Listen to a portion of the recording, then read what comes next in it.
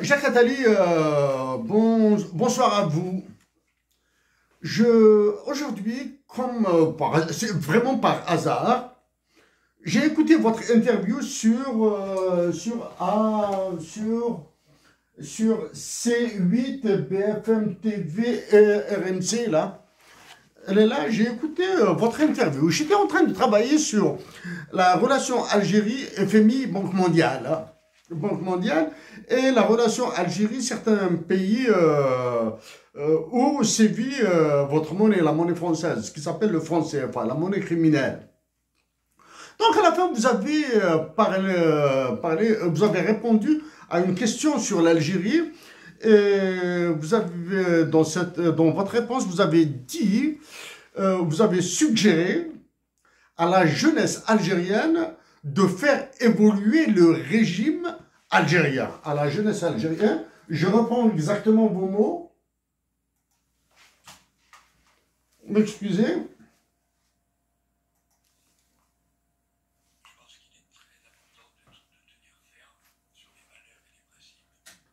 Il est très important de tenir ferme sur les valeurs et les principes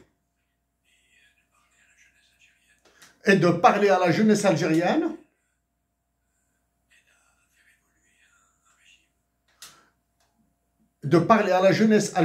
pour qu'elle aide à faire évoluer un régime et qu'on sache que l'Algérie et la France ont des torts réciproques. Je préfère... Je m'arrête là. Je m'arrête là parce que ça c'est pour être fidèle à vos mots dans votre interview, mais j'ai écouté toute l'interview. J'étais en travaillé donc sur l'Algérie, le FMI et la Banque mondiale, et parmi, juste à titre d'information, hier, du moins avant-hier plutôt, j'ai fait une intervention sur la relation Algérie-FMI et ce que fait le FMI et la Banque mondiale au niveau des pays du Sahel, surtout dans les pays où il y a le franc CFA. Le franc CFA. La délégation du FMI qui a séjourné en Algérie, à Alger, la semaine passée, maintenant, elle a évolué un petit peu, il n'y a plus de français dedans. Voilà. Donc, mais je reviens à votre interview, Jacques Attali.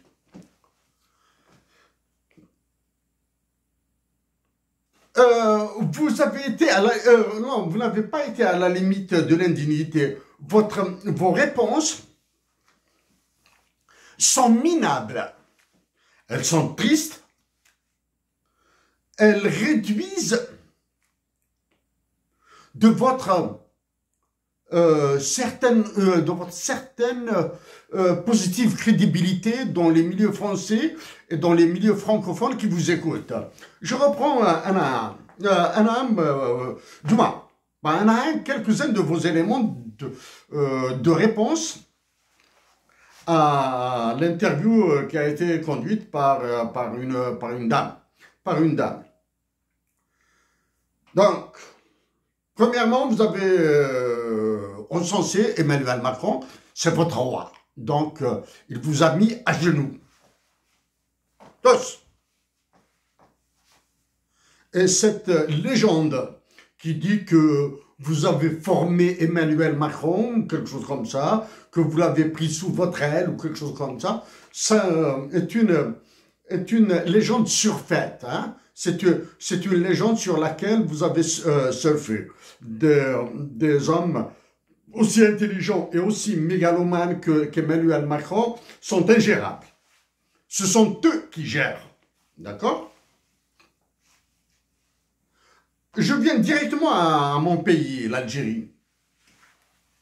Donc, vous avez suggéré à la jeunesse de parler à la jeunesse algérienne pour qu'elle fasse évoluer le régime. Ce sont vos mots. Votre réponse est une réponse criminelle, Jacques Attali. Votre réponse est une réponse criminelle.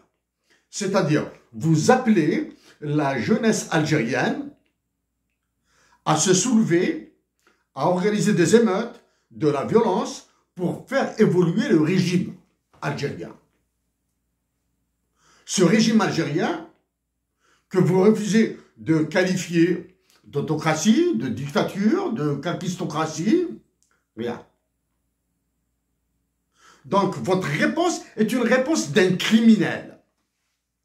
Parce que, moi, ça fait depuis 2018-2019 que je supplie mes compatriotes algériens de résister dans la paix et dans la dignité. Ça, c'est la première. Donc, voici le caractère criminel de votre réponse. Votre réponse, votre idée, votre suggestion ressemble à ce que font the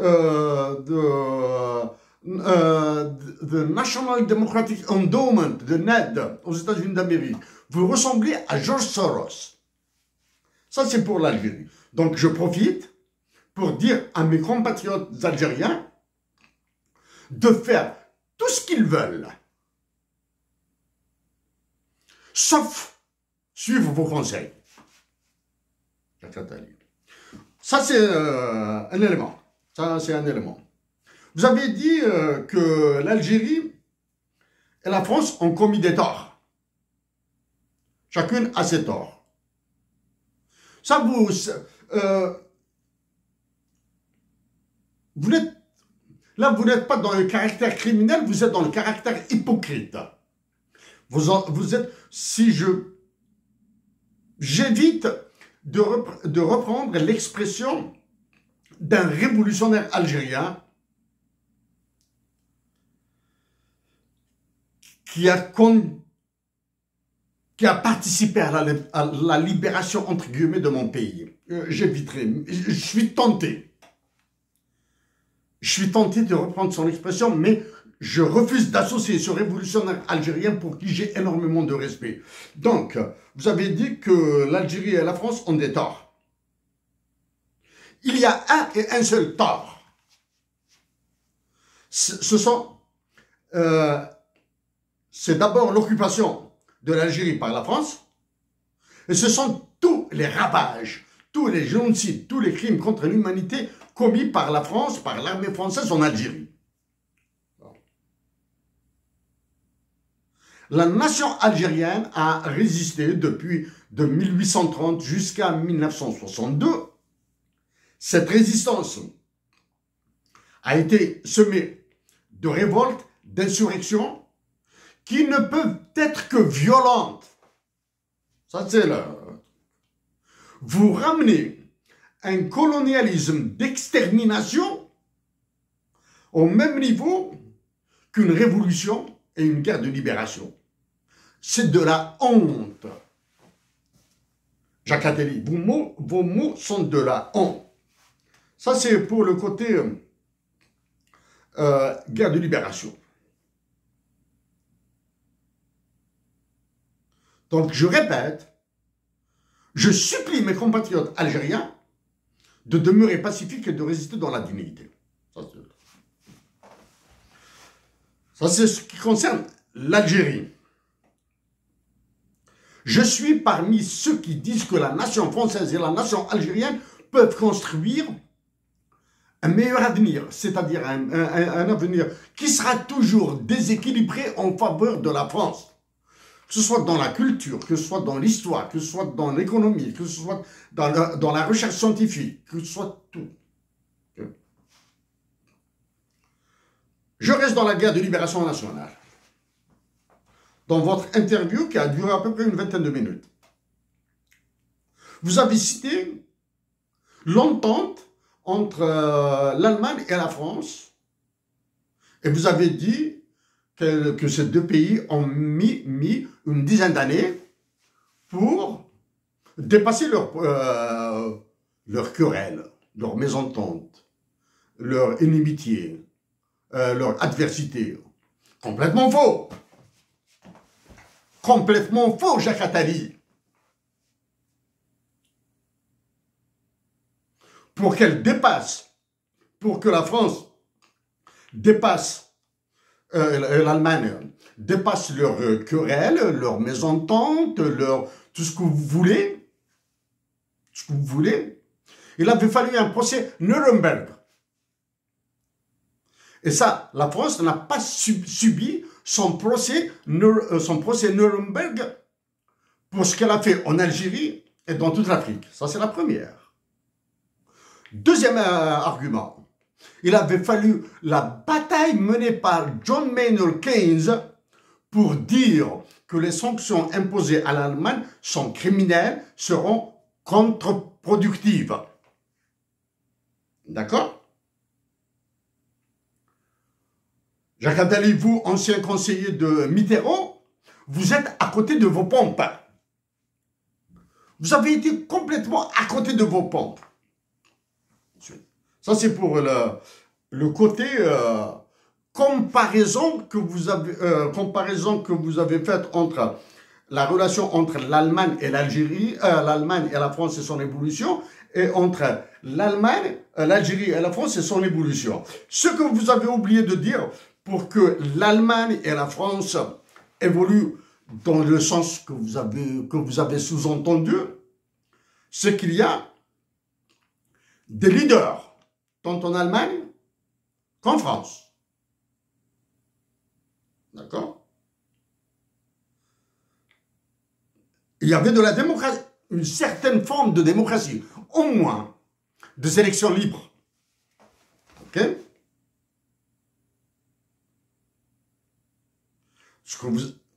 Est-ce qu'en Algérie, il y a des élections libres? Non. Est-ce qu'il y a des élections libres dans les colonies françaises en Afrique? Je dis bien les colonies françaises en Afrique parce qu'elles le sont toujours. Ok? Il n'y a pas ça. Est-ce que la France avait intérêt à construire une relation solide, saine, avec l'Allemagne? Oui. Pour que l'Allemagne l'aide à sortir de son sous-développement. Hein?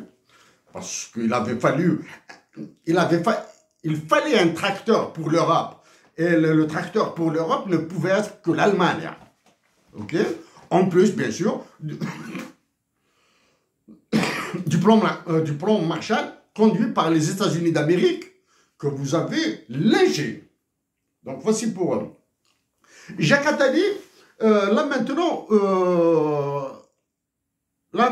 j'aborde l'indignité de vos mots. Sont indignes de la réputation que vous avez.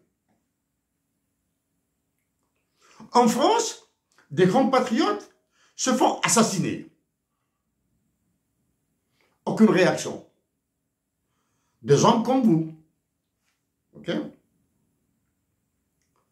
En France, des agitateurs algériens créent tout un boucan. Ceux d'Alger, continuent à parler de l'extrême droite française par peur de votre roi mégalomane, le pliant, le génie, Emmanuel Macron. Continue, tellement peur de lui. D'accord? Qu'attendez-vous pour dénoncer les crimes et les assassinats dont sont victimes les Algériens en France? D'accord? Ramener la tension entre l'Algérie et la France à une autre conditionnalité qui est la libération de Boualem Sansal est une fumisterie. La libération de Boualem Sansal doit être immédiate. D'accord? Pour que vous ne mépreniez pas sur mes mots. La libération de Boualem Sansal doit être immédiate. Mais c'est la libération de tous les détenus politiques algériens. Okay? Qui va se faire avec. Bien sûr, vous allez me gagner sur ce point. À Alger, la junte militaire qui dirige l'Algérie est cooptée par votre roi Emmanuel Macron, est incapable d'aller vers cette dignité. Il est incapable d'aller vers une dignité. La junte militaire, les généraux algériens croient qu'en libérant tous les détenus politiques au statut de célébrité inférieur à celui de Boualem Sansal, qui, je le répète, doit être libéré immédiatement, mais avec tous les autres détenus politiques. Ok? Si vous l'ignorez, Jacques Attali, la justice algérienne est privatisée. D'accord? Ça, c'est pour le côté manipulation de certaines choses. Emmanuel Macron, Jacques Attali, votre roi Emmanuel Macron, avec l'intelligence qui le caractérise, doublé d'une mégalomanie, je le dis, mégalomanie sans aucun sens péjoratif de ma part. Aucune. Il n'y a pas 1 milligramme, sans 1 milligramme de pensée négative sur la mégalomanie d'Emmanuel Macron. Comme je l'ai dit à Benjamin Stora, l'autre laquais, l'autre servile, il veut le beurre, l'argent du beurre et les 3 points de suspension de la fermière. Il veut tout ça. C'est-à-dire, il a tout gagné avec le Maroc. Du moins, il a fait gagner à la France ce qu'il a fait gagner, ce qu'il a fait perdre au Maroc. Et maintenant, il cherche à faire gagner à la France ce qu'il fera perdre à l'Algérie, tout en maintenant cette stupidité, cette ânerie, cette une animalie politique entre l'Algérie et le... Du moins, entre ceux qui décident à Alger et ceux qui décident au Maroc. J'ai dit au roi du Maroc qu'il se trompe lourdement. Maintenant, je vais utiliser des termes encore moins diplomatiques, moins mesurés. Il se fout le doigt dans l'œil jusqu'au coude en faisant confiance à Emmanuel Macron. D'accord?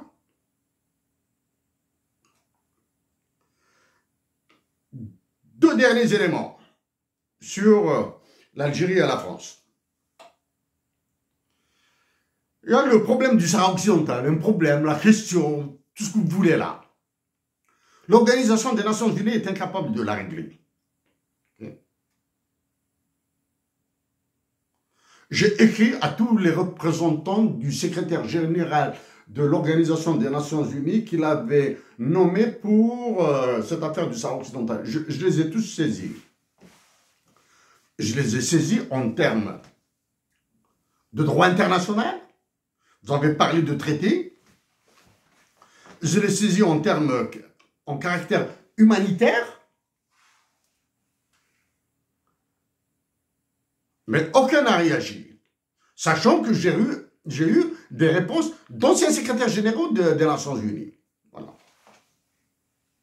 Ça, c'est le problème. Le Sahara occidental doit être réglé. Mais il ne sera jamais réglé par l'ONU ou la France. Au contraire, la France va torpiller toute solution négociée entre l'Algérie, le Maroc et les dirigeants du Sahara occidental. Elle va la torpiller, comme elle est en train de torpiller toutes les initiatives de paix entre l'Ukraine et la Russie. Parce que vous avez besoin de la guerre. D'accord? Ça, c'est un... Et il y a le problème du franc CFA. Rien que sur ces deux sujets, du moins, sur ce sujet, et ce que fait Emmanuel Macron en Algérie, je suis en guerre contre lui depuis 2016. Et je le resterai. Il y a la question du franc CFA. Je reviens avant de l'oublier, à une question sur les terres rares, sur les minéraux rares, etc., de la journaliste, elle va vous soulever l'accord entre le probable accord, l'accord certain, pour moi, entre les États-Unis d'Amérique et l'Ukraine sur les terres rares. Okay. Donc les États-Unis cherchent leurs intérêts. Votre hypocrisie, Jacques Attali, ça c'est de l'hypocrisie que vous avez évité d'étaler.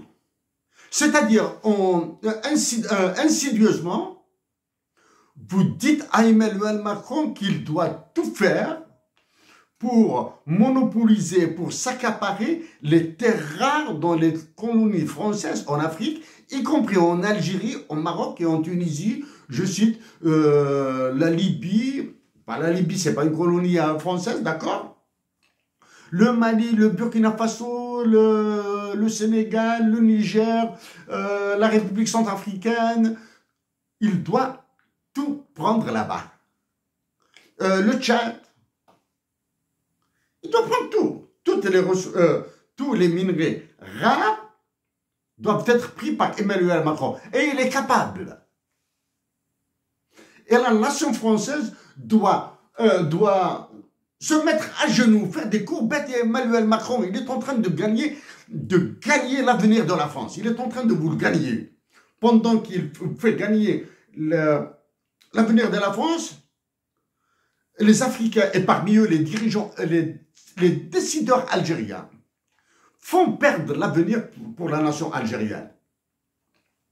Jacques Attali. Donc ça c'est le caractère, ça j'ai montré une autre facette de l'hypocrisie de vos mots.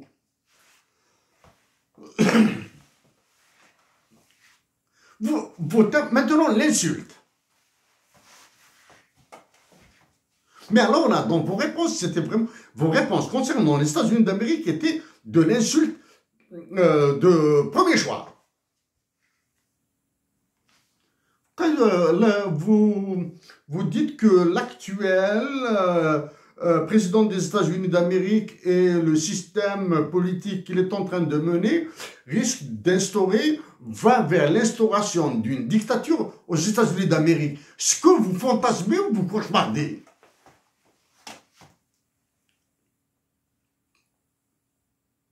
Certains ont parlé de cette histoire de dictature, etc.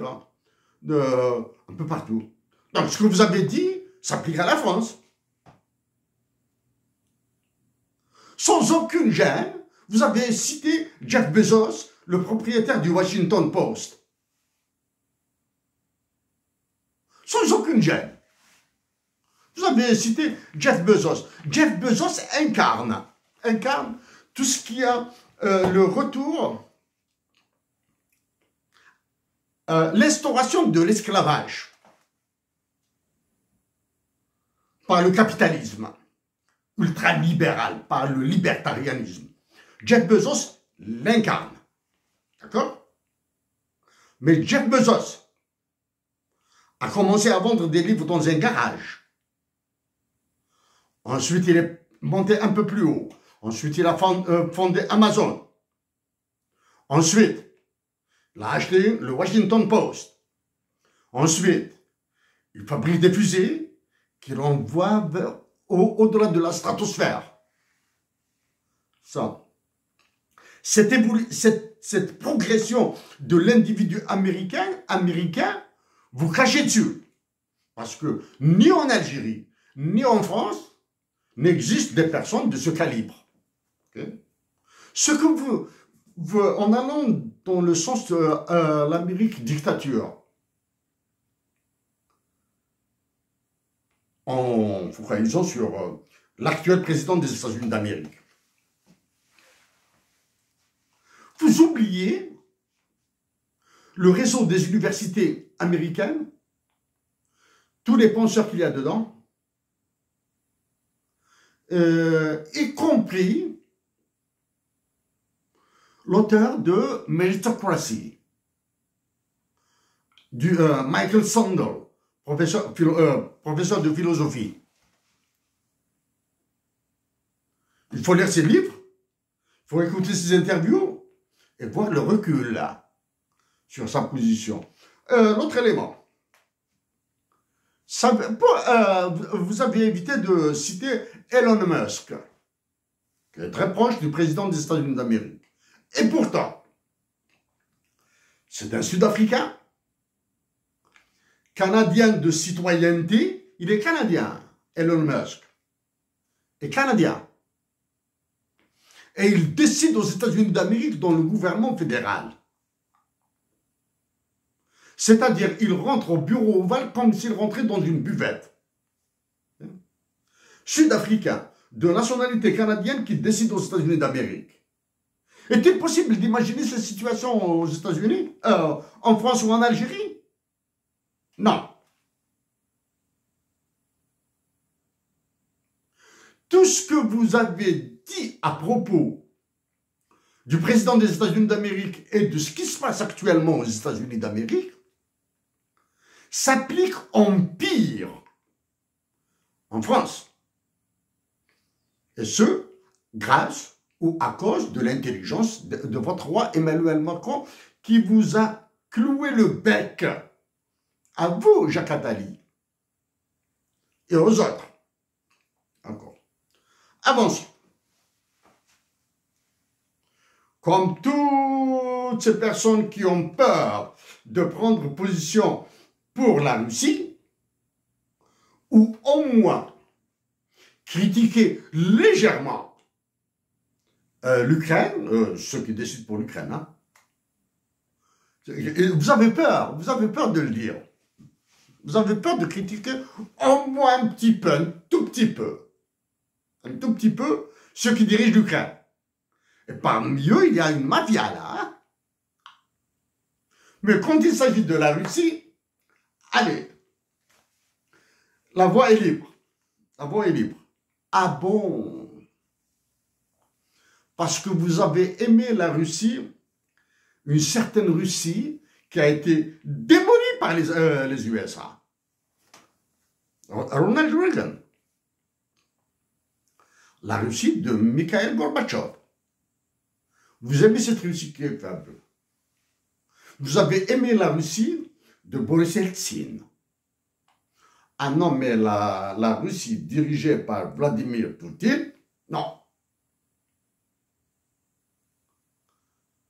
Arrêtez là. Arrêtez, Jacques Attali. Arrêtez, Jacques Attali.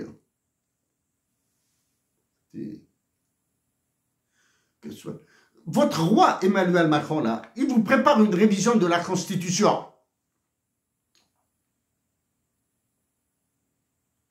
Et il se présentera pour un troisième mandat parce que vous avez parlé de troisième mandat de Donald Trump. Vous n'avez pas honte de parler d'un troisième mandat de Donald Trump? Oui, il a eu un mandat. Ensuite, ce mandat s'est arrêté. Il a quitté la présidence des États-Unis d'Amérique. Et là, maintenant, il a été réélu avec une légitimité populaire, une légitimité légale et avec une force politique inouïe. Le rapport de force politique peut changer.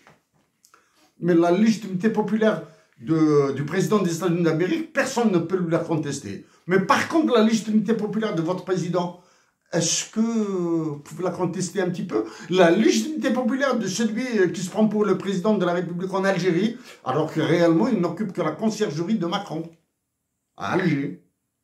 On va parler de ça. Jacques Attali,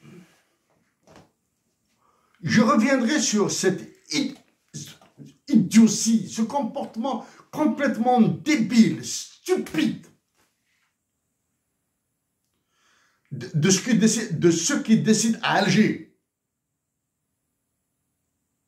Si vous, Jacques Attali, avez appelé à un changement, à faire évoluer hypocritement, faire évoluer le régime par la jeunesse algérienne, moi j'avais suggéré une révolution des œillets, des généraux et des officiers à l'intérieur même de l'armée qui vont chasser cette junte militaire. Ainsi, l'armée algérienne regagnera en dignité.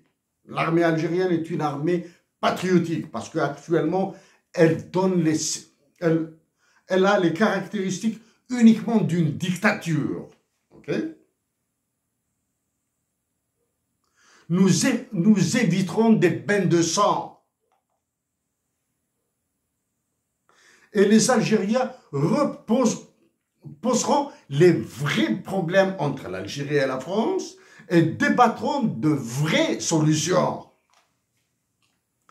Là maintenant, toute rencontre entre votre roi Emmanuel Macron et celui qui est à la présidence de la République en Algérie et ceux qui sont à l'état-major de l'armée en Algérie relèvera de la folie actuellement. Toute rencontre relèvera de la folie. Suis-je contre le dialogue? Suis-je contre les négociations? Suis-je contre les discussions? Évitez de répondre par oui. Ah non. Oui. Des discussions doivent commencer d'abord par des niveaux, troisième, deuxième niveau. Des écrivains vont discuter avec des écrivains français. Je veux éviter de parler d'économistes qui vont discuter avec les économistes français parce que l'économie est une connerie. Okay? Il y aura des artistes, des artistes français, des artistes algériens qui se produiront en France, etc. Il y aura des débats.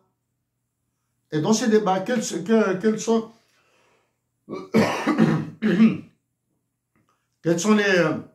les points les plus importants de mon point de vue?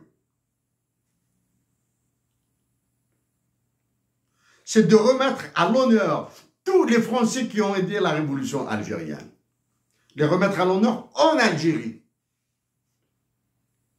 Tous les Français qui ont aidé la révolution algérienne, qui ont participé à la guerre de libération nationale. Les remettre à l'honneur en Algérie. Ça, ce truc. Deuxième problème. L'article 6 de l'OTAN doit être supprimé. Supprimez les accords de 1968, l'accord d'association avec l'Union européenne. Faites ce que vous voulez. Mais l'article 6 du traité de l'OTAN doit être supprimé. Parce que l'Algérie doit cesser d'être votre propriété. Comment se fera sera organisée la fin de ce crime? C'est un crime toujours. Dans un traité. Ça fait parler beaucoup de traités là. Hein?